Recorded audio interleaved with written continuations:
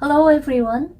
Sexual harassment or sexual misconduct is a common occurrence in everyday life. Today we're going to talk about sexual dysfunction in men who sexually harass, which is not to say that women don't sexually harass.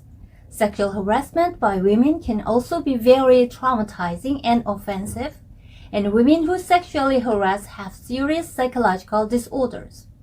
However, we're going to talk about sexual harassment and misconduct by men because it's more prevalent. Not all men harass sexually, and the ambiguity exists when the behavior can be misconstrued as sexual harassment or not, depending on how it's perceived by the other person. At the root of this misconception is the difference between how women attach emotions to sex and how men attach emotions to sex. For men, sex is just sex, and it's a feeling that goes away after the moment, whereas for women, sex is highly emotionally charged, and feelings of love or hurt arise connected with sexual actions. So men may think, why is the overreacting to something that's not a big deal? And women may think, how can anyone relate sex just with fun and enjoyment? Just recognizing these differences will give us more scope for mutual understanding and consideration. Of course, I'm not condoning sexual harassment and sexual misconduct. The workings of sexuality can create deep wounds in women's mind and deep zest wounds in men's zest mind that lead to sexual dysfunction. The more sexual information men perceive, the more zest wounds they accumulate, causing damage to their bodies and resulting in sexual dysfunction. Men who sexually harass and molest rarely focus on one person. They are sexually oriented to a large number of people, since they always try to perceive new sexual information from others. Big problems for them is that they perceive an enormous amount of sexual information, which is way too much to deal with before, during, and after they make sexual harassment.